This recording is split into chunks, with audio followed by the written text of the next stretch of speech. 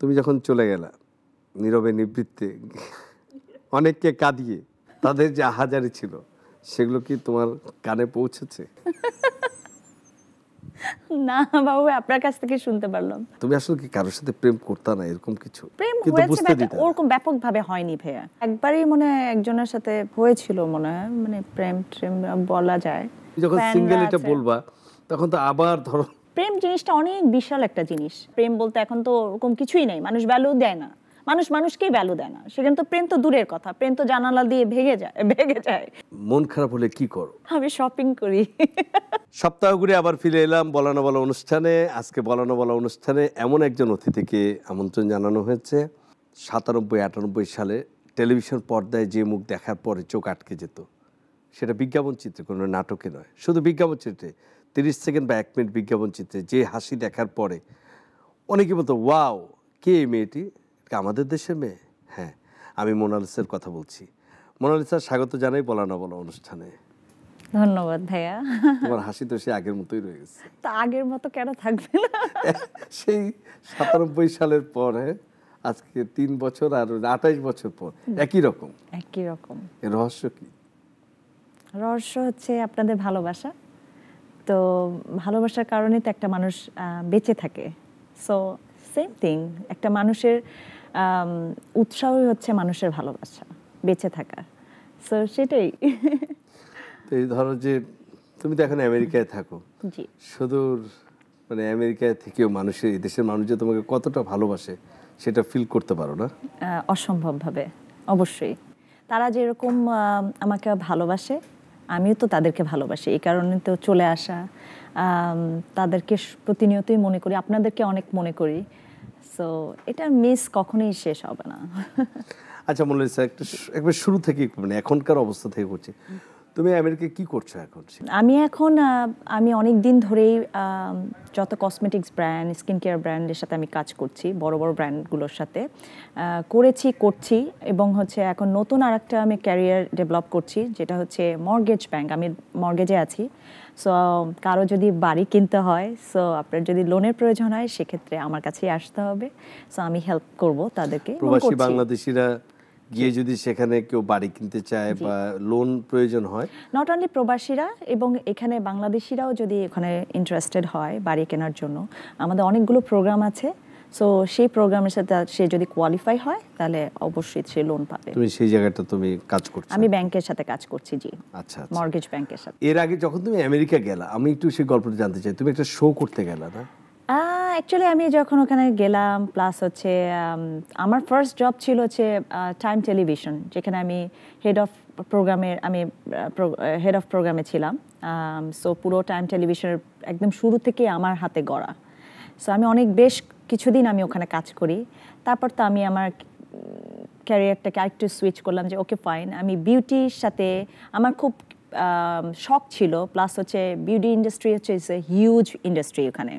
So যেহেতু আমার knowledge ছিল, আমি জানতাম, আমার এক্সপিরিয়েন্স ছিল, সব কিছু মানে কম্বাইন্ডে আমি তখন বড় বড় ব্র্যান্ডগুলো, বড় বড় কোম্পানির সাথে কাজ করা শুরু করলাম। সেক্ষেত্রে আমার যেটা হলো যে আমার এক্সপিরিয়েন্স গ্যাদার করলাম ডে বাই ডে, এবং অপরচুনিটি ডে বাই ডে আমার আরও বড় বড় চ্যানেল, শিশেডো, ম্যাক, সেফোরা, এরকম বড় বড় ব্র্যান্ডের সাথে আমি কাজ করি, এবং আর আমাকে সেভাবে প্রমোট করা হয়। সো একটা পর্যায়ে আমি এখন আলহামদুলিল্লাহ এখন তো একটা কোম্পানির কসমেটিক্স ব্র্যান্ডের ম্যানেজার। সো এভাবেই আমি নিজেকে ডেভেলপ করি। আর তারপরে আমি চিন্তা করলাম যে ওকে, আরও নতুনভাবে কী করা যায়। ইন বিটুইন আমি সফটওয়্যার ইঞ্জিনিয়ার হিসাবে আমি পড়াশোনা করি। সো ওটাও আছে। সো ইনশাল্লাহ দেখি কী হয়। তোমার কাছে যে গল্প বা যেটা শুনলাম, জানতে পারলাম, আমরা তো শুনি যে বাংলাদেশ থেকে যখনই যে যত বড় তারকাই যাক বা যে যায়, কেউ বার চালায়, কেউ ধরো কোনো রেস্টুরেন্টে কাজ করে বা সুপার শপে কাজ করে, তোমার তো সেরকম একটা কঠিন জার্নির মধ্যে যেতে হয়নি। তার মানে তুমি তো অনেকটা ভাগ্যবতী যে তুমি অনেকগুলো মানে এমন কিছু প্রোডাক্টের সাথে কাজ করেছো বা এমন ব্র্যান্ডের সাথে কাজ করেছো বা টেলিভিশনে কাজ করেছো যে তোমার জার্নিটা অনেকের চেয়ে একটু আলাদা ছিল। ভাইয়া, প্রত্যেকটা কাজই ছোট করে দেখার কোনো কিছু নাই। আপনি যখন দেশের বাইরে যখন নিজেকে তাদের সাথে কাজে বা আপনি সেই পরিস্থিতিতে আপনি নিজেকে অ্যাডজাস্ট করার চেষ্টা করবেন, আপনার কাছে কোনো কাজই ছোট মনে হবে না। আমরা হয়তো বা এখানে বলি যে হ্যাঁ এই কাজটা ছোট, এই কাজটা ভালো না, but you have to live yourself, right? You have to survive. So সেক্ষেত্রে আমি কোনো কাজকে ছোট দেখি না। আপনার জিনিসটা হচ্ছে আপনার শেখা, anything you have to learn. আমার কাছে যেটা মনে হয় লাইফে আপনাকে কখন কোন পর্যায়ে কিভাবে আপনাকে কাজে আসবে আপনার, সেটা আপনি নিজেও জানেন না। কোন কাজটা So, কখন মানুষকে আপনি যেটা বললেন না উবার ড্রাইভার বা না, অনেকে বলে যে ওখানে গিয়ে কেন সবাই যাচ্ছে বলে, কারণ মানুষ? আমাদের ধারণাটা একটু, আমরা মানুষকে ছোট করে দেখতে পছন্দ পারি, করি। এই জন্য মানুষই But আলোচনা আমার করে। চিন্তাধারা হচ্ছে আমি কোনো কাজকে ছোট দেখি না। যারা ওখানে কাজ করছে তারা কিন্তু অনেক কষ্ট করছে। আমাদের এখানকার বাঙালিরা, আমাদের দেশের মানুষ কত কষ্ট করে। আপনি যদি রাস্তাঘাটে, আমি যখন এখানে আসলাম আমি দেখছি অনেক বেশি ডেভেলপ আমাদের দেশ, যেটা আমি অনেক ইমপ্রেসড। আমি আসার পর আমার খুব, আমি বলতে পারবো না, আমার মন ভরে গেছে। আমার মনে হচ্ছে যে আমি থেকে যাই, আমি আর যাবো না, কারণ আমার দেশই হচ্ছে বিদেশ, আমি কেন বাইরে থাকবো, রাইট? আমার এখানে হ্যাঁ অনেক কিছু আছে, আমরা চেষ্টা করছি আরও ডেভেলপ করার জন্য। সো বাইরে তো উন্নত দেশে উন্নত অনেক সময় লেগেছে, আমাদের দেশেও এরকম সময় নিয়ে নিয়ে আমরা আগাচ্ছি। সো এখানে আমি যেটা বলবো যে আপনি যেটা বললেন ভাইয়া, যে সব কিছুরই একটা ছোট করে দেখার কোনো কিছু না, নাই। তা তো নয়। আর আমার প্রশ্নটা ছিল এরকম যে এখানে যারা অনেক ভালো ক্যারিয়ার বিল্ড আপ করছে হ্যাঁ, হ্যাঁ। বা না, রানিং ওইটা হচ্ছে অবস্থায় ভাইয়া কি, চলে যায়, আপনি লাইফটাকে কিভাবে গুছাবেন, কি জিনিসটা আপনার অপরচুনিটি কি আছে, আপনি কোনটাকে সিলেক্ট করবেন। সো আমার চিন্তাধারা ছিল ওকে, আমি কাজে লাগিয়েছি। আমি মিডিয়াতে ছিলাম প্রায় অনেক বছর ধরে, অনেক যুগ ধরে আমি কাজ করেছি, ওটা আমার এক্সপিরিয়েন্স। সেটা আমি কি করলাম, আমি একটা চ্যানেলের সাথে ওখানে যুক্ত হলাম এবং ওইটাকে ডেভেলপ করার চেষ্টা করলাম, এবং তারা আলহামদুলিল্লাহ অনেক সাকসেসফুল। তারপরে আমি যখন ওখান থেকে চলে আসলাম, তা আমি নিজের ক্যারিয়ারকে বা আমার অন্য ক্যারিয়ারকে আমি ডেভেলপ করা শুরু করলাম, যে আমার এক্সট্রা আর কি আছে, আমার স্কিলগুলোকে আমি ডেভেলপ করলাম। সেখানে আমার হচ্ছে বিউটি ইন্ডাস্ট্রি একটা হিউজ, সো আমি মনে করলাম এখানে আমি আরও অনেক ভালো কিছু করতে পারবো। হ্যাঁ, ওটা নিয়ে আমি কাজ করলাম, অনেক বছর ধরে কাজ করেছি এবং করছি, ওটা কিন্তু আমি ছাড়িনি। তারপরে আমি চিন্তা করলাম ওকে, আমি যেহেতু এখানে আছি, ওখানে একটা হিউজ বাঙালি কমিউনিটি আছে, তাদেরকে আমি কিভাবে হেল্প করতে পারি। কারণ আমার কাজ হচ্ছে, আমি বাংলাদেশে আমার কন্ট্রিবিউশন ছিল, আমি মিডিয়াতে কন্ট্রিবিউশন ছিল আমার একটা অনেক বছর ধরে। সো আমার সবসময় থাকে যে আমি মানুষের জন্য কি করব। সো সে কারণে আমার মনে হলো যে আস্তে আস্তে তুমি এটা একটা ভালো অপরচুনিটি, এটা যেখানে একটা আমার opportunity মানুষ আমার নাও। কাছে আমার কমিউনিটিকে আমি সার্ভ করব, আমার বাঙালি কমিউনিটিকে আমি তাদেরকে আমরা একসাথে হিসাবে কাজ করব। আলটিমেটলি তোমার মানে ক্যারিয়ার প্ল্যানিং কি, চূড়ান্ত জায়গায় তুমি আসলে কোন জায়গাটা করতে চাও, কোন জায়গাটা নিজেকে দেখতে চাও? ভাইয়া আমি কোনো কিছু স্পেসিফিক ভাবে বলতে পারবো না, কারণ কিন্তু তোমার নিজস্ব কোনো চিন্তা নেই যে আমি আমার কোনো চিন্তা হচ্ছে একসময় আমি যে কোনো কাজটাই করব না কেন, দেখেন আমি খুব ব্যালেন্স করা বিশ্বাসী। যে কোনো কাজ আপনি যদি ব্যালেন্স করে করতে পারেন, সেটা আপনার অনেক স্কিল থাকতে পারে, সেখানে আপনি কিভাবে অ্যাডজাস্ট করে এবং কিভাবে সুন্দর করে কাজগুলো গুছিয়ে সব কাজে। এখন একজন বিজনেসম্যান, তার কিন্তু অনেকগুলো বিজনেস থাকে, সে কিভাবে এটা মেনটেন করে। সেম থিং আমার ক্ষেত্রেও, আমি অনেকগুলো, যেমন আমি মডেল, আমি অ্যাক্ট্রেস, আমি ডান্সার, আমি মেকআপ আর্টিস্ট, আমি এখন লোন অফিসার। ইনশাল্লাহ আমি আরও যদি আমার অপরচুনিটি থাকে, আমি কেন করব না। আরো তুমি সেগুলো নিতে চাও? জি। আচ্ছা, মনে হচ্ছে যেটা হচ্ছে যে তুমি তো ধরো এখানে যখন মানে 97 থেকে বেড়ে উঠলা, যখন কাজ করছো এবং কাজ করতে করতে লাইট, ক্যামেরা, অ্যাকশন, এরকম একটা জার্নির মধ্য দিয়ে যাওয়ার পরে, সেখানে যাওয়ার পরে তোমার ডিফারেন্ট জার্নি, সেটার সাথে অ্যাডজাস্ট করতে সময় লেগেছে? হ্যাঁ, কখনো কান্না করেছো, কষ্ট লেগেছে যে দেশে Obviously. যেতে পারছি না, ওর এই কাজটা আসতেছে, আমি এই কাজটা করতে পারতাম? সেই গল্প দুই একটা যদি বলার থাকে জানতে চাই। আমি ওখানে যাওয়ার পর আমার প্রায় 3 থেকে 4 মাস শুধু আমি এত মিস করছিলাম আমার দেশকে এবং আমার মাকে, অসম্ভবভাবে আমি মিস করেছি, আপনি বুঝতে পারবেন না আমার। বাট আমি জিনিসটাকে অ্যাডজাস্ট করার চেষ্টা করেছি। আমি স্ট্রং একটা নিজের মাইন্ডটাকে খুব স্ট্রংলি আমি নিজেকে হ্যান্ডেল করেছি এবং বলেছি, মানে একটা আছে না কাউন্সেলিং করা, নিজে কাউন্সেলিং করেছি যে আমার একটা লাইফ, আমার একটা খুব সুন্দর, আমি একটা খুব ভালো একটা জায়গা থেকে আমি এখন এখানে এসেছি। সো আমি এখানে কিভাবে নতুনভাবে নিজেকে কিভাবে আবিষ্কার করতে পারি, সো ওভাবে কাউন্সেলিং করে করে নিজেকে অ্যাডজাস্ট করেছি। বাট অবশ্যই আমি আমার দেশকে, আমি আমার ওই জায়গাটাকে সবসময় আমি মিস করেছি। একটা বিষয় কি যে ধরো তোমার বিষয়টা মানে কীরকম থাকে যে তুমি কখনো ফিল করছো আজকে তুমি যদি মোনালিসা বাংলাদেশ থেকে তখন না শিফট করতা, ওখানে না থাকতা, তুমি কোন পজিশনে আজকে থাকতা? কখনো এটা রিয়েলাইজ করেছো বা কখনো ভেবেছো চোখ বন্ধ করে আজকে মোনালিসাকে দর্শক কোথায় রাখতো? ভাইয়া পজিশন, আপনি যে পজিশনে থাকবেন এবং সেখানে যদি আপনার কিছু কোনো কাজ, ভালো কাজ যদি আপনি করে যান, আপনাকে সারা জীবন মানুষ মনে রাখবে। আপনি দেখেন আমাদের বড় বড় যারা তারকারা ছিল, যারা আজকে আমাদের মাঝে নেই, তাদেরকে কিন্তু আমরা সবসময় স্মরণ করি, রাইট? সো সেম জিনিস যে আমার পজিশন আমার জায়গায় আছে, মানুষের ভালোবাসা সেই আগের মতোই আছে। সো আমি তো চলে যাইনি, আমি তো আপনাদের মাঝেই আছি। না সেটা ঠিক, যেমন ধরো আমাদের নাটকে এখন খুব একজন দুজনের নাম মানে সবার আগে চলে আসে। মেহজাবিনের নাম আসে, তাসনিয়া ফারিনের নাম আসে, তটিনীর, আয়মান সাদিক, সাফা কবির, এই গ্রুপটা। তার আগে যারা ছিল বা যে অবস্থায়, আর সেখানে মোনালিসা ক্যারিয়ারের খুব তুঙ্গে থাকা অবস্থায় চলে গেল। হ্যাঁ, যখন মোনালিসা আসলে মোনালিসা হয়ে উঠেছে এবং সে তার পজিশনগুলোতে সবার আগে তার নামটা আসছে, তো সেরকম একটা লোভনীয় জায়গাকে ছেড়ে একটা বিরতিতে থাকা, সেইটা তো আসলে সেটা করার জন্য যে মানসিকতা দরকার, যে স্পিডটা থাকা দরকার, সেটা তুমি কিভাবে মানে কি বুঝে করলা, এটা একটু জানতে চাই। মানে আমি তো বুঝে পাই না যে আমি একটা নিশ্চিত জায়গা থেকে একটা অ্যাডভান্স কান্ট্রি, ঠিক আছে, কিন্তু তারপরও আমি সেখানে গিয়ে কী করব, সেখানে কতটুকু আমার সাকসেস হতে পারবো, মানে এই পিছু টানগুলো তোমার মধ্যে কি কাজ করেছিল কি করেনি? অ্যাকচুয়ালি ভাই আপনারা তো সবাই জানেন আমাকে যেতে হয়েছে কারণ আমার ডিভোর্সের কারণে, রাইট? সো সে কারণে ওখানে যাওয়ার পর যখন আমাকে it's a lengthy process, so আমাকে থাকতে হবে একটা লেন্দি মানে একটা লং টার্মের জন্য। সো যখন আমি চিন্তা করলাম যে যেহেতু আমাকে ওখানে থাকতে হবে এবং আমার কোনো অপশন নাই, কারণ জিনিসটা আমি অ্যাকচুয়ালি ওখান থেকে আমি মুক্তি পেতে চাই এই কারণে। সো যখন আমি ওখানে থাকা শুরু করলাম এবং লাইক আমার একটা পরিবেশ, ওখানে বিশাল বড় একটা দেশ, ওখানে আমাকে সার্ভাইভ করতে হবে, তখন নিজেকে আমি আমার যে এক্সপিরিয়েন্স ছিল সেটাকে আমি কাজে লাগালাম এবং ওই মানে পরিবেশের সাথে বা ওই দেশের সিস্টেমের সাথে না আমি খুব অ্যাডজাস্ট হয়ে গেলাম। সো পরে যখন আমি চিন্তা করলাম ওকে ফাইন, আমি এখানে মোটামুটি ওখানে সেটেল হয়ে গেলাম, পরে আমি দেশে আসলাম, মাঝখানে আবার কাজ করলাম, আবার আমার যেতে হলো।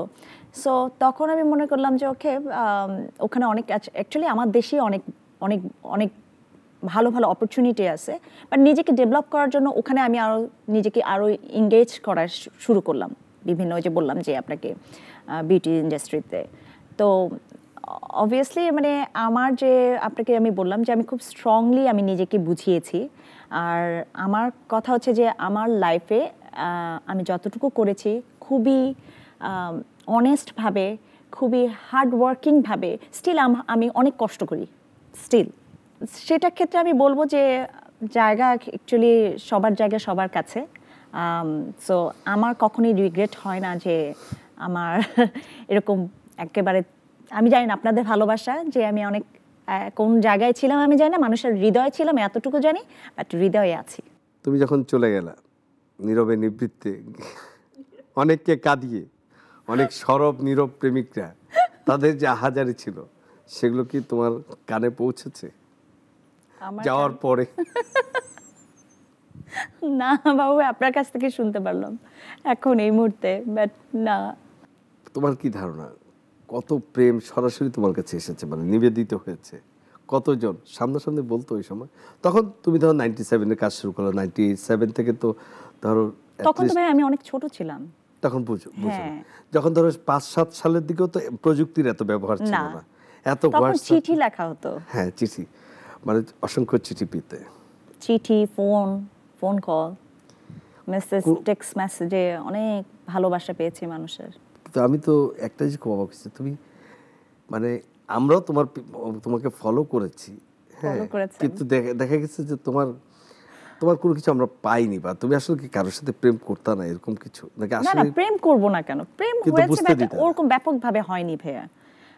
কারণ হচ্ছে একবারই মনে হয় একজনের সাথে মানে হয়েছিল মনে হয়, মানে প্রেম বলা যায়, বাট সময় তো হয় নাই আমার, কারণ আমি ক্যারিয়ার নিয়ে এত ব্যস্ত ছিলাম, এই কাজ ওই কাজ, প্রেম করার সময়টা হয় না অ্যাকচুয়ালি প্রপারলি। তো সেখানে যাওয়ার পরে আমাদের এখানে যারা গেছে তারপর দেখা যাচ্ছে অনেকেই প্রবাসী বাংলাদেশিতে বিয়ে করেছে বা সে ব্যবসায়ীদের প্রতিষ্ঠিত ব্যবসায়ী বা ভালোবেসে বিয়ে করেছে। তো তোমার জীবনে এখনো আমরা সেরকম কিছু দেখলাম না, সেটার কতদিন অপেক্ষা করতে হবে? সেটা আমি এখনো যে বললাম যে নিজেকে নিয়ে আমি খুব ব্যস্ত। সো নিজেকে যখন একটু স্টেবল করব তখন ইনশাআল্লাহ। তোমার সমসাময়িক যারা ছিল তারা সবাই মোটামুটি যারা কাজ করছে, কাজ করার পাশাপাশি ঘর সংসারও করছে, কিন্তু তুমি কি এখনো ভাবছো যে আরো টাইম নেওয়া, সময় নেওয়া দরকার? না, টাইম নেওয়ার কিছু নাই ভাইয়া। আমার কথা হচ্ছে আমি আমার কাজ করছি, এর মধ্যে যদি আমার মানে কারোর সাথে মেন্টালি আন্ডারস্ট্যান্ডিং আমার হয় বা আমি বুঝি বা সেরকম মানুষ যদি আমার পছন্দ হয়, সো আমি ইনশাল্লাহ আমি এক ভুল বারবার করতে চাই না। সো এই কারণে। আচ্ছা মনিরুন্নেছা, এটা একটু বিশ্বাস করতে কষ্ট হবে না? মানে আমার না হোক, আমি কষ্ট করে মেনে নিলাম, দর্শকদের কষ্ট করে মানে এরকম একটা সুন্দর মেয়ের কাছে এখনো সেরকম একটা সুন্দর ছেলে আসছে না? না আসছে কিন্তু তুমি তোমার মতো করে পাচ্ছ না। আমি আমার মতো করে পাচ্ছি না। তারপরে তুমি এখন একদমই এঙ্গেজ না, তুমি একদম সিঙ্গেল, কেউ তোমার সাথে নাই, এটা আমাদের আমি সিঙ্গেল। হ্যাঁ, তো এটা আপনার খুশি হওয়া উচিত, যেহেতু আপনি বলেছেন আপনি ফলো করতেন, আমাকে ভালোবাসতেন। তাহলে তো এইটা যখন তুমি বলবা যে ভালো নিউজ, রাইট? যারা আমার তুমি যখন সিঙ্গেল এটা বলবা, তখন তো আবার ধরো যারা নীরবে সরবে ছিল আবার তারা আগ্রহী হয়ে উঠবে। অসুবিধা কি ভাইয়া? মানুষ যদি প্রেম জিনিসটা অনেক বিশাল একটা জিনিস, অনেক ভালো লাগার জিনিস। সো আমাদের প্রেমটা অনেক সময় আমরা ম্যাক্সিমাম ক্ষেত্রে আমাদের লাইফটা অনেক বেশি এক্সস্টেড, রাইট? মানুষের ভালোবাসা প্রেম বলতে এখন তো ওরকম কিছুই নেই, মানুষ ভ্যালু দেয় না, মানুষকেই ভ্যালু দেয় না। সেখানে তো প্রেম তো দূরের কথা, প্রেম তো জানালা দিয়ে ভেঙে যায়। সো সেক্ষেত্রে কারো যদি আবার আমাকে দেখে ইন্সপায়ার হয় এবং তার প্রেম যদি জেগে ওঠে, তাহলে আপনার সমস্যা কি ভাইয়া? আমার সমস্যা নাই। আমি একদিন জিজ্ঞেস করছি যে আমাকে এটা মেনে নিতে কষ্ট হচ্ছে। আপনি আমাকে প্লিজ হাসাবেন না, বলেন নেক্সট কোশ্চেন। এনিওয়ে, আচ্ছা তোমার নায়কদের কি অবস্থা, যারা একসময় তোমার সাথে অনেকগুলো কাজ করতো, তাদেরকে ধরো আজ থেকে 20 বছর 15 বছর আগে যাদেরকে দেখেছো, 10 বছর আগে, এখন তারা কেমন আছেন? তাদের কাজ এখন কেমন লাগে? মানে তাদেরকে এখন দেখলে কখনো খুব বকা দেওয়ার ইচ্ছা করে কিনা, বা পুরনো কিছু মনে হলে খুব মেজাজ খারাপ হয় কিনা? না ভাইয়া, কোনো ওরকম আমার সেরকম কোনো স্মৃতি নাই। বাট এটা ভালো লাগে যে তারা যখন এখন বড় বড় কাজগুলো করে, ওটা আমি অনেক বেশি প্রাউড ফিল করি যে ও মাই গশ, তারা এত সুন্দর করে কাজ করে এবং এই জায়গাটাতে যদি আমি একসাথে কাজ করতে পারতাম, এত সুন্দর একটা, এখন তো অনেক ভালো ভালো মুভি হচ্ছে, ভালো ভালো ওটিটিতে কাজ করা হচ্ছে, মানে কাজ হচ্ছে। সো ওগুলো খুব মিস করি যে এই আমার এই কলিগের সাথে যদি এখনকার সময় এই সিচুয়েশনে যদি কাজ করতে পারতাম, এটা অন্য ধরনের ভালো লাগা হতো, বা ইনশাল্লাহ হয়তো বা কাজ করব। বাট আমি খুব প্রাউড ফিল করি আমার কলিগসদের নিয়ে, যাদের সাথে কাজ করেছি। এবং যারা সিনিয়র তারা তো এখন অনেক, আমি জানি না তারা কন্টিনিউ কাজ করছে কিনা, বাট ভালো লাগে। অপূর্বর কাজ, নিশোর কাজ, এগুলো দেখা হয়? হ্যাঁ, দেখা হয়। ওরা তো অসাধারণ অ্যাক্টর, আমাদের গর্ব। কম্প্যারিজন যদি করতে বলি দুইজনের মধ্যে, কেমন কি মনে হয়? ভাইয়া, কম্পেয়ার করে লাভ নেই অ্যাকচুয়ালি। দুইজনের দুই প্যাটার্ন, দুইজনের দুই রকমের মানুষ, দুইজন দুই রকমভাবে চলে। একটা অভিনয়ের প্যাটার্নটা দুই রকমের। সো এখানে কম্পেয়ার কিছু নেই। অপূর্বর মধ্যে কোনো পরিবর্তন দেখো মনে হয়?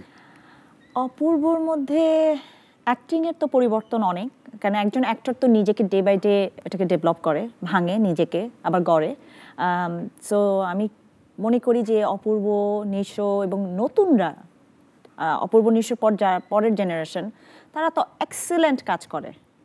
পরের জেনারেশনের কার কাজ দেখা হয়েছে তোমার? সবারই দেখা হয়েছে। জোবান, তৌসিফ, হ্যাঁ, ওরা তো কাজ কন্টিনিউ কাজ করছে। নতুন অনেক একটা ছেলে আছে, ওর নাম কি? মুশফিক ফারহান। হ্যাঁ, ওর কাজ ভালো লাগে। প্লাস হচ্ছে আরো ইদানিং মনে আরো নতুন ছেলেরা কাজ করছে। আরশ কাজ করছে, হ্যাঁ, জাহের আলভী কাজ করছে, রাইট। সো এরা আমি ঠিক নাম মনে নেই, বাট এদের মানে নাটকগুলো যখন দেখা হয় তখন তো এরাই কাজ করছে এখন। অপূর্ব নিশোর সাথে তোমার দেখা হয়েছে সর্বশেষ কবে? 2018-এ দেখা হয়েছিল, কাজ করা হয়েছিল। হ্যাঁ। কতদিন পরে দেখা হলো তাদের সাথে তোমার? এখন তো আমি প্রায় 6 বছর পর। কোভিডের আগে আমি এসেছিলাম, রাইট? তো সেক্ষেত্রে এখন 6 বছরই তো হবে। 6 বছর পরে। জি। আচ্ছা, আমরা তো ছেলেদের কথা শুনলাম, তোমার সমসাময়িক শিল্পীদের কথা বলো। তোমার সাথে যারা কাজ করতো, মানে আমি অভিনেত্রীদের কথা জানতে চাচ্ছি। আমার সাথে তো কাজ তোমার করেছে সমসাময়িক সময়ের। তিশা কাজ করতো, তিন্নি কাজ করতো, তারপরে আসলো হচ্ছে কারা, শখ, সারিকা, ওরা তো স্টিল এখনো কাজ করছে আমার মনে হয়। এরাই তো ছিল। মিম কাজ করতো, তুমি করতে? মিম পরে মিম পরে আসছে।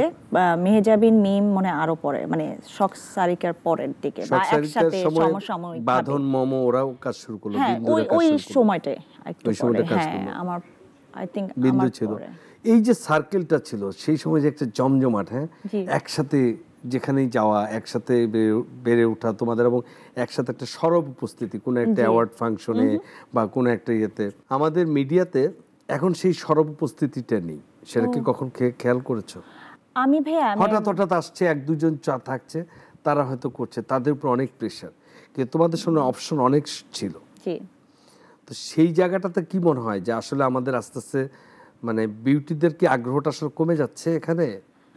আমি মনে করি কি ভাইয়া, এটা অ্যাকচুয়ালি আমাদের আর্টিস্টদের তো কোনো মানে এখানে কোনো দোষ নেই এখানে। যাদের, যেটা আমি মনে করি গ্যাপটা হচ্ছে যারা ডিরেক্টররা ছিলেন ওখানে, বড় বড় যারা কাজ স্টিল এখন যারা অনেকে কাজ করছে, তাদের পরের তো জেনারেশন, অনেক ইয়াং জেনারেশন চলে এসেছে, ডেভেলপ করেছে, পুরো মিডিয়া ইন্ডাস্ট্রিকে চেঞ্জ করেছে, কিভাবে ভালো কাজ, কম্পিটিশনটা অনেক বেশি স্ট্রং হয়েছে এখন আগের থেকে, টেকনোলজিভাবে বিভিন্নভাবে তারা নিজেকে, যে ইয়াং জেনারেশনটা ওটা চেষ্টা করেছে ডেভেলপ করার জন্য, চেঞ্জ করার জন্য। এই চেঞ্জটা অনেক ভালো, পজিটিভ, বাট সেম থিং আমি বলবো যে তাদের উচিত ছিল, বা যারা এখনও কাজ করছে, এখনও অপরচুনিটি আছে, গ্রো করা, তৈরি করা, অ্যাক্টর অ্যাক্ট্রেস তৈরি করা, যেটা আগেও খুব সমস্যায় পড়তাম আমরা যখন একসাথে কাজ করতাম। হ্যাঁ, আমাদের একটা গ্রুপ ছিল, সেক্ষেত্রে আমাদের কাজটা ভাগ হয়ে যেত, ঈদের অনেকগুলো নাটক, অনেকগুলো কাজ, অনেকগুলো প্রোগ্রাম, অনেকগুলো বিজ্ঞাপন ভাগ হয়ে যেত। ওকে, অমুককে এত, এই কয়টা বিজ্ঞাপন, মানে এটা হয়তো বা তখনকার ডিরেক্টররা ওভাবে অ্যাডজাস্ট করতো। বাট এখনকার সময় আমার মনে হচ্ছে যে ওই যে ডেভেলপ করে নেয় নতুন কোনো তাদের প্রতি এখনো একটু বেশি প্রেশার হচ্ছে, এবং তারাও মনে ওইটা প্রেশার ফিল করে। আর একটা ইন্ডাস্ট্রি তো এভাবে চলতে পারে না। একটা ইন্ডাস্ট্রি আপনাকে মানুষ আরও মানে ডেভেলপ করতে হবে, নতুন নতুন মানে যার যার যে মেধা আছে তাকে কাজে লাগানো উচিত প্রপার ওয়েতে। সো ওটা অ্যাকচুয়ালি আমাদের আর্টিস্টদের কোনো দোষ নাই, এটা হচ্ছে যারা ডিরেক্টর ছিল, প্রডিউসাররা ছিল, চ্যানেলগুলো ছিল, তাদের দায়িত্ব ছিল। সিনেমা তোমাকে অনেক চেয়েছে, কিন্তু তুমি সিনেমাকে চাইলে না, বিষয়টা এরকম বলে আমাকে একজন ডিরেক্টর বলেছিল, যে এত করে বললাম, বুঝালাম, কিন্তু সে আসলো না। তোমার কি মনে হয় যে তুমি সে সময় সঠিক সিদ্ধান্তটি নিয়েছো? জি। কিন্তু আমাদের আজকে যখন বাংলা সিনেমা হয় তখন কি মনে হয়? এখন মনে হয় যে তখনকার সময় অ্যাকচুয়ালি কি ভাইয়া, আমার ম্যাচুরিটিটা অনেক ওরকমভাবে আমি গ্রো করি নাই। হ্যাঁ, আমি অনেক ছোট ছিলাম, বয়সে ছোট ছিলাম, কাজের ব্যাপারটা ছিল, তারপরও আমার কাজের ব্যাপারগুলো ছিল, আমি খুব সিলেক্টিভ কাজ করেছি, নিজেকে চেষ্টা করেছি। অ্যাকচুয়ালি একটা মেয়ে, একটা ছোট মেয়ে ইন্ডাস্ট্রিতে এসেছে, সো আমাকেও তো বুঝতে হবে। আর ফিল্ম ইন্ডাস্ট্রিটা হচ্ছে হিউজ, বড়। সো আমার থেকে ওখানে যারা বড় বড় অ্যাক্টর অ্যাক্ট্রেসরা কাজ করছে, ওই সময়টা না আমার ভয় লাগতো যে আমি মনে হয় পারবো না, হয়তো আমি মনে হয়, কারণ আমি সবসময় চিন্তা করতাম যে আমাকে কতটুকু দর্শক অ্যাকসেপ্ট করবে, এবং আমার কোয়ালিটি যেটা আছে সেটা আমি ঠিকমতো পৌঁছাতে পারবো কিনা মানুষের আমি একজন মানুষকে দেখব, একজন আর্টিস্টকে দেখব পর্দায়, তাকে আমি ঠিকমতো দেখতে পাচ্ছি কিনা, বা আমার ভালো লাগছে কিনা অ্যাজ এ দর্শক হিসেবে। তখন আমার মনে হতো যে আমি খুব ছোট, আমি মনে হয় পারবো না, বা ইটস বিগ চ্যালেঞ্জ আমার জন্য। এখন মনে হয় যে না, আমার মনে হয় ওই চ্যালেঞ্জটা আমি নিতে পারবো। হয়তো বা আমি এখন অনেক বুঝি না, মানে বলতে গেলে যে একটু আন্ডারস্ট্যান্ডিংটা ভালো আগের থেকে। তো এখন তোমার কাজ কি করবে তুমি? আবার যদি তোমার কাজ নিয়ে কোনো পরিকল্পনা আছে? কাজ নিয়ে অ্যাকচুয়ালি ভাইয়া পরিকল্পনা আছে, যদি ভালো কিছু হয়, আমি ভালো কিছুর সাথেই আছি সবসময়। সেটা নাটক হোক, ওটিটি প্ল্যাটফর্ম হোক, সিনেমা হোক, এনিথিং, ভালো কিছু হলে, ডিফারেন্ট কিছু হলে আমি অবশ্যই কাজ করব। সেটা যদি আমাকে ওখান থেকে চলে আসতে হয়, কাজ করতে হয় কাজের জন্য, ডেফিনেটলি আমি করব। আচ্ছা, তুমি রিসেন্ট সময় একটা রিলে দেখছিলাম, তুমি শাকিব খান নিয়ে একটা বেশ প্রশংসাসূচক কথা বলছিলে, শাকিবের কোনো কাজ দেখা হয়েছে তোমার? অবশ্যই আমি মানে ওনার প্রশংসা করেছি এই কারণে যে উনি হচ্ছেন আমাদের একজন অ্যাক্টর, রাইট? আমাদের অনেক সুপারস্টার, যে একজন জায়গা অলরেডি তার স্টাবলিশ। সো তাকে প্রশংসা কেন করব না, রাইট? কারণ সে একজন অনেক বছর ধরে, অনেক দিন ধরে একটা জায়গা তৈরি করে, সে কষ্ট করে এমন একটা জায়গা এখন মানুষের মনে এখন সে আছে। শুধু ওনার ভালো তো সে শুনে নাই, মানুষ কিন্তু তাকে অনেক ক্রিটিসাইজও করেছে, এবং সেটাকে বোল্ডলি সে একটা পজিশন সে এখন হোল্ড করছে। So it's a big thing একটা মানুষের জন্য। সো আমি ওটাকে অ্যাপ্রিসিয়েট করি, এবং অবশ্যই যে কোনো ভালো কাজের জন্য সবাইকে অ্যাপ্রিসিয়েট করা উচিত। সেটা নট অনলি সাকিব খান, এটা যদি অন্য কোনো খান আসে বা অন্য কেউ যদি থাকে, অবশ্যই আমি সেটাকে অ্যাপ্রিসিয়েট করব এবং প্রশংসা করব। সাকিবের কোনো সিনেমার নায়িকা যদি তোমাকে অফার করা হয়, তুমি করবে? আমার সাথে যদি যায় সেই গল্প এবং যদি ক্যারেক্টার, অবশ্যই করব। আমাদের পাশাপাশি এখন সিয়াম, আরফিন শুভ করছে, আফরান নিশো করছে, মানে সবকিছু মিলিয়ে তুমি একটু কিছু গল্প প্রায়োরিটি দিতে চাও? আমি গল্প প্রায়োরিটি দিতে চাই, এবং অ্যাক্ট্রেসের ক্ষেত্রে আমার কোনো, আমি ওটা অ্যাকচুয়ালি আগেও আমি কখনো দেখতাম না। আমি সবসময় দেখতাম গল্পটা কি, কারণ গল্পটাই হচ্ছে মেইন জিনিস।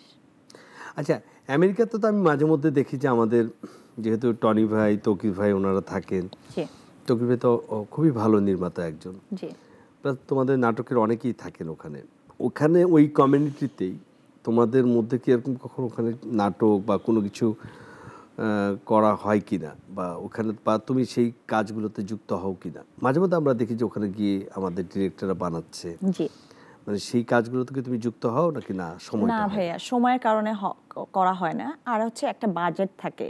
সো এখানে যে বাজেটটা থাকে সেখানে অ্যাকচুয়ালি ওটা অ্যাফোর্ড করা সম্ভব, ওখানে অ্যাকচুয়ালি সম্ভব না। কারণ হয়তোবা অনেকগুলো কাজ হচ্ছে, বাট ওটা একটা বাজেট অনেক বেশি হয়ে যায়, এবং এখানে যে ফ্যাসিলিটিসগুলো আমরা পাই ওখানে সেটা পাওয়া যায় না। সো সে কারণে কাজের যে মানটা সেটা অ্যাকচুয়ালি ঠিক মতো হয় কি না সেটা আমি জানি না, আমার কাজ ওভাবে করা হয় না, কারণ আমি কোয়ালিটিতে বিশ্বাসী। কোয়ালিটিফুল কোনো কাজ না হলে আমি করি না, সেটা যে কোনো কাজই হোক, যে কোনো শোই হোক, আমাকে খুব একটা দেখা যায় না, খুব সিলেক্টিভ। যদি ভালো কিছু হয় তখন আমাকে দেখা যায়, আদারওয়াইজ আপনি ওখানে জিজ্ঞেস করবেন, কেউ আমাকে দেখতে পারে না, আমি কোনো কিছুতে ওরকমভাবে ইনভলভ না।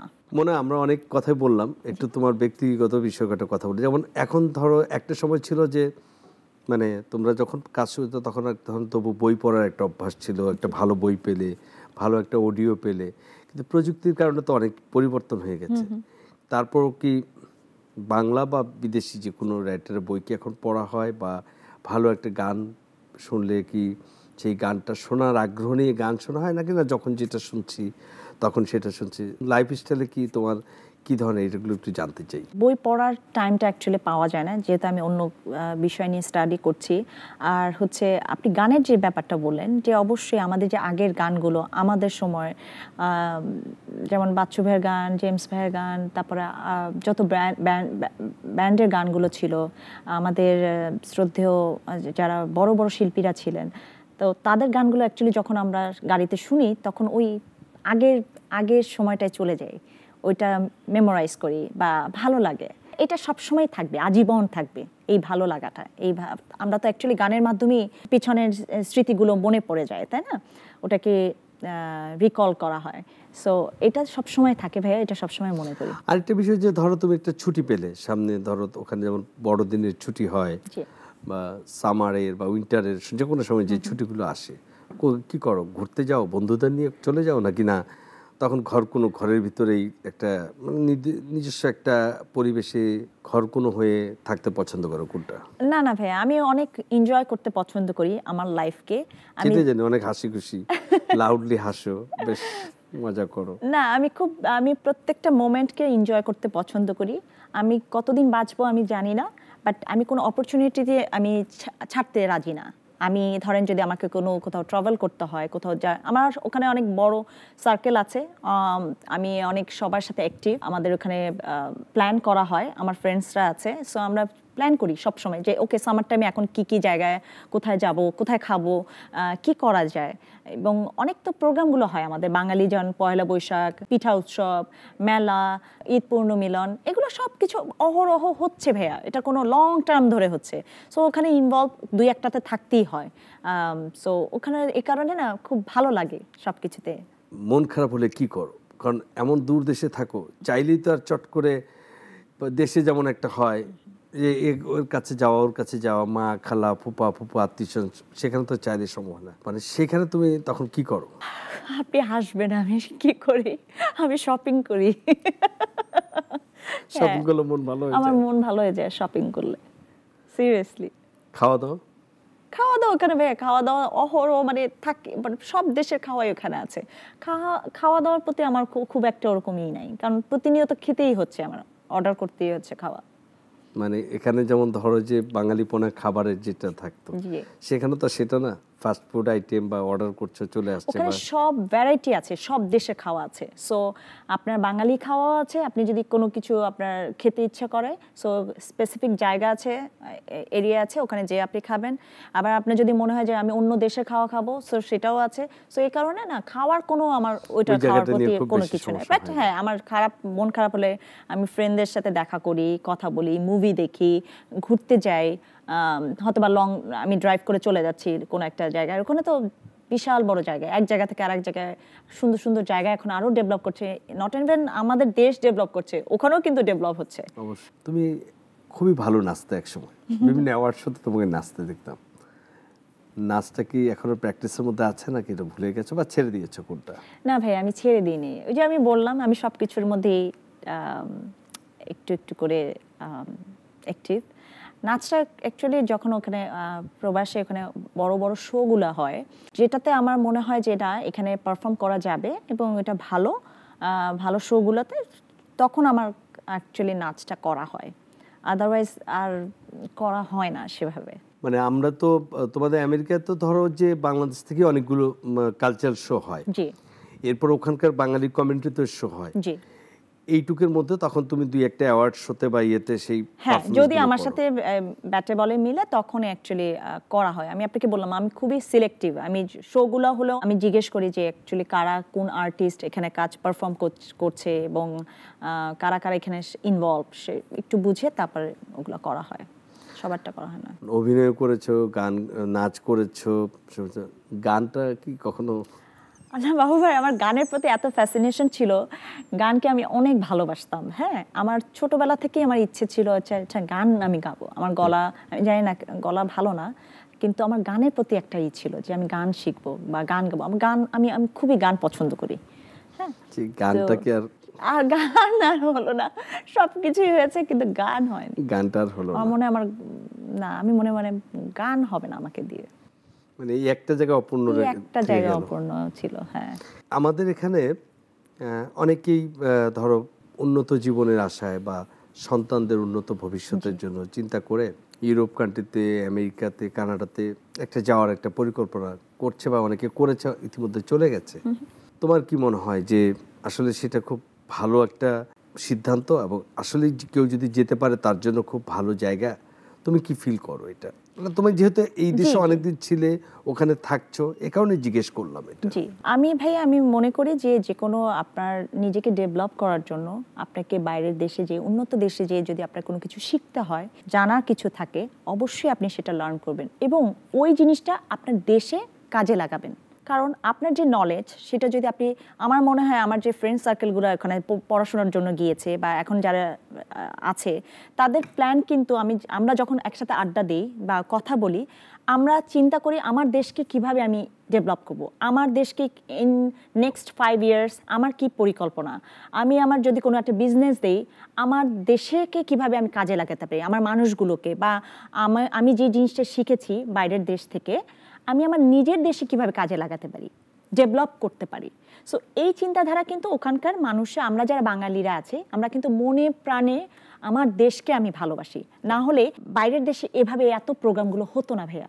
এই যে আমরা সেলিব্রেট করি বিভিন্ন প্রোগ্রামগুলো বা বিভিন্ন অকেশনগুলো আমরা এখানে সেলিব্রেট করি, এটা নাহলে কিন্তু হতো না। বাঙালি আমরা বাঙালি, সো আমাদের ঐতিহ্য আমাদের মনে রাখতে হবে, আমাদের সংস্কৃতি, আমাদের যে মূল ধারা, ওটা আমাদেরকে সারা জীবন মনে রাখতে হবে এবং ওটাই আমাদের বাইরের বিশ্বের সবার কাছে পরিচয় করে দিতে হবে। আমাদের যে শিল্পীরাও সেখানে যাচ্ছে, যেমন আমরা এখন বলি যে নিউ ইয়র্কেই তো মনে হয় বাংলাদেশের একটা নাটকের ইন্ডাস্ট্রি হয়ে জি, যাচ্ছে, এক ঝাঁক চলে গেছে। ইভেন কি শাকিব খানও তো সেখানকার সিটিজেনশিপ আমি জানি না, আমি জানি না। হ্যাঁ, শাকিব ওখানকার সিটিজেন পেয়েছে, তার বাচ্চারা সহ সবকিছু মিলিয়ে। আমি ওটাই বললাম ভাইয়া, যদি নিজেকে ডেভেলপ করার জন্য, এবং আপনি দেখেন তারা কিন্তু একটা সার্টেন টাইম পর্যন্ত ওখান থেকে যেটাই করবে না কেন, ওখানেও যদি কোনো কিছু শিখতে পারে সেটা কিন্তু এখানেই কাজে লাগাবে। তো আমাদের আমি মনে করি যে এটা খারাপ কিছু না, আপনার শেখার জন্য এখানে অনেক, শুধু নট অনলি আর্টিস্টরা, এখানে কিন্তু সাধারণ জনগণ এবং দেখবেন যে বড় বড় উচ্চ পর্যায়ে যারা যারা এখানে কাজ করছে তাদের ছেলেমেয়েরাও কিন্তু ওখানে বাইরের দেশে পড়াশোনা করছে। তুমি বাংলাদেশে আছো কতদিন এবার? আছি, বেশ কিছুদিন আছি। ঈদ করে যাচ্ছো? চেষ্টা করব। শুটিং করছো? হ্যাঁ, কাজ করছো তাহলে এবার কাজ ঈদেই? করছি ইনশাআল্লাহ। যাক, তো মোটামুটি এই জার্নির পরে যে তুমি সেখানে যাবে, আবার কি 6 বছর পরে আসবে নাকি না? অন্তত না, দর্শকদের আপনি বললে আমি কালকেই চলে আসবো। আবার চলে আসবে। আপনি বললে আমি কালকেই চলে আসবো, এখানে থেকে যাব। মনে হচ্ছে অনেকক্ষণ কথা বললাম, বেশ তোমার প্রাণবন্ত, অনেকদিন পর তোমাকে দেখলামও সামাজিক যোগাযোগ মাধ্যমে, শুধু দেখেছি বিভিন্ন পার্টির অনুষ্ঠানে বেশ গান করো, বেশ নাচ করো নিজের মধ্যে, বেশ ভালোই লাগে জি, যে প্রিয় মানুষরা সব একখানে থাকে। ভালো থাকো, সুস্থ থাকো এবং যেখানেই থাকো আলো ছড়িয়ে থাকো, তোমার সুন্দর হাসিটা সবাইকে উপহার দিতে থাকো, এটুকুই প্রত্যাশা রেখে শেষ করছি আজকের অনুষ্ঠান। তুমি কি দর্শকদের উদ্দেশ্যে কিছু বলতে চাও? জি অবশ্যই বাবু ভাই, আপনাকে অনেক অনেক ধন্যবাদ এবং এই অনুষ্ঠানের সবাইকে আমি অনেক আমার পক্ষ থেকে শুভেচ্ছা জানাচ্ছি। আমার দর্শকদেরকে অ্যাকচুয়ালি কিছু বলার নাই, বলার এতটুকুই আছে যে আমি আপনাদেরকে অনেক অনেক ভালোবাসি। আমার জন্য দোয়া করবেন, আমি যেন আরো ভালো ভালো কিছু কাজ আপনাদেরকে উপহার দিতে পারি এবং আমি যেভাবে কাজ করছি, যে কোনো কাজই আমি যেন ভালো করতে পারি, আরো ভালো করতে পারি, আপনাদের এক্সপেকটেশন আরো যেন ভালো কিছু দেওয়ার কাজে লাগাতে পারি নিজেকে এবং কাজ করতে পারি, এই দোয়াটা চাচ্ছি। ভালো থাকবেন প্রিয় দর্শক, আর এর সাথে শেষ করছি আজকের বলানো বলা অনুষ্ঠান। আগামী পর্বে আবার দেখা হবে নতুন কোনো অতিথির সাথে, নতুন কোনো বিষয় নিয়ে। ততদিন ভালো থাকুন।